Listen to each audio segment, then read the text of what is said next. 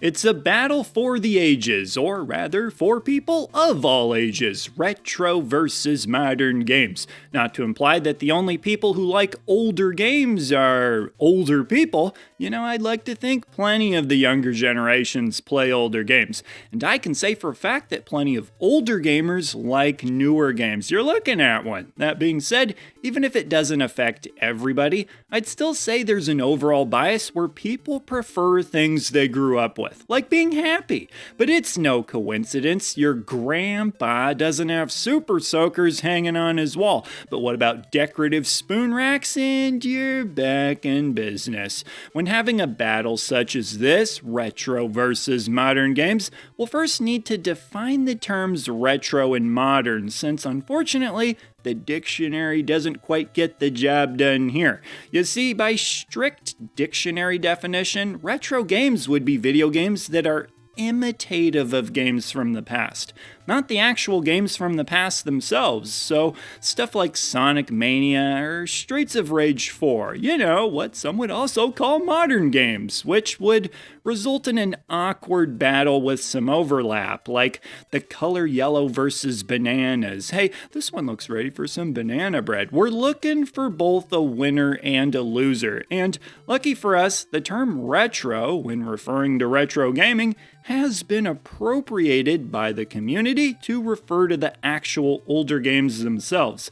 as has always happened with words since, the beginning of time. Yeah, words have changed in meaning over time for as long as time goes back, based on how us humans have decided to use them. It's not like something like math, where you can't change it. Wait, actually, we did change math too, didn't we? I tell you what, to make it real simple, by having the conversation of retro versus modern, we're essentially just having a conversation about older games versus newer games, in a very loose, general sense. We still have those newer games that try to be like older games, though, and while I'd still say that there are some noticeable differences between the two, I do think that overall, the lines between retro and modern games have been starting to blur together more and more over time, a trend that I'd expect to continue with the popularity of indie games, the main source of newer games that take inspiration from older games. As a result, most people who play games have become comfortable with games looking like this, and therefore older retro games themselves, at least when it comes to the 2D sprite-based games. The visuals of early 3D games don't always get a pass, and heck, even some retro gamers will tell you their visuals don't look good. But I say all of that to say this: when comparing retro games to modern games, depending how you look at it, you might be tempted to pair a lot of the lower budget games with the retro side of things. If there's one regret I have, it's that I gave the impression with a couple of my older videos that I don't like modern games because I've criticized them. Thing is, I've loved every new generation of video games as they've come out, buying all the systems and having a lot of fun with them. I just also happen to have criticisms of them, many of which even the biggest fans of modern gaming tend to agree with me on. Not wanting to feel nickel and dimed by companies jamming stuff like microtransactions and loot boxes where they shouldn't be is something most people will agree on. It's okay to criticize things you love. I criticize pretty much everything I love. Well, maybe not quite everything. When comparing modern to retro, the biggest thing that tends to come up is the immediacy of retro gaming compared to the lack of immediacy in modern gaming. All the things that get in the way of letting you play. When it's time to play a retro game, you're ready to go. And after mere seconds of anticipation, you're off to the races. But with modern games, not so fast there, buckaroo. You'll play when the game is ready, not when you're ready, with modern consoles often requiring updates for either the game itself, the console itself, or on especially lucky days, both love it when that happens, and you only had an hour to play before you go to bed. Might as well just go to bed now. To be fair, not all updates are that bad, with most of the updates I've ever needed for the Switch only lasting a few minutes or so, and often as little as 1 minute. But for any updates required, planning ahead is my solution. Have all your updates taken care of before you intend to actually play. Like preheating an oven, and when those updates are finally done, how sweet it is to now have to wait through cutscenes. Well, hey, cutscenes may not be gameplay, but you are still technically playing the game, and they're designed to be enjoyable. It just comes down to preference. Plus, to be fair, it's not like retro games are all gameplay 100% of the time either. Anybody here ever play the Final Fantasy games? You know, one of retro gaming's most treasured series. It just comes down to what type of games you enjoy and choosing to play those games accordingly. If you do like story, and especially cutscenes to flesh out the story, then modern games have a big advantage here. Not that retro games can't tell a good story, but I cried at the end of The Last of Us. Modern games have the ability to almost feel like movies, and while that often gets brought up as a criticism, it's reasonable to think some people might like to at least occasionally have their games feel like movies. I mean, people like movies. It's not like modern games are being made to feel like work. Well, depending who you ask, at least. The thing is, modern games allow for the possibility of certain experiences that just aren't possible in the same way on older consoles. Quick question for you. What does everybody dream of being? That's right, Spider-Man. Something many of us have dreamt of playing as a kid is now a reality. I gotta say though, it does seem like most big release modern games have lots of cutscenes in them, almost as an expectation and a given. Take the Souls games, for example. I've heard lots of people say, where are the cutscenes? Also, where is the easy setting? To which I say, ha, an easy setting? No way, we're not playing games here. Oh wait, that's exactly what we're doing. With retro games having a reputation for being hard, difficulty is a topic of discussion that often gets brought up in the debate between retro and modern, which, fittingly enough, thanks to the Souls games, isn't as one-sided as it once was, with the series' mainstream success making it more and more commonplace and accepted for games to incorporate unforgiving difficulty into them. What's interesting, though, is that we're talking about, in the case of a game like Dark Souls, 80 hours of punishing difficulty compared to, maybe a couple hours or so in a retro game? Although, that's assuming you can get through it all in a single playthrough. I'd be curious how many hours I've put into Battletoads, a game I've been working on for decades and still haven't quite beaten. But an 80-plus hour difficult game, it's tough enough to get through an 80-hour game that's a cakewalk. Although, I suppose it wouldn't take 80 hours depending how good at it you are. I've always thought of the difference in difficulty between retro and modern games like this.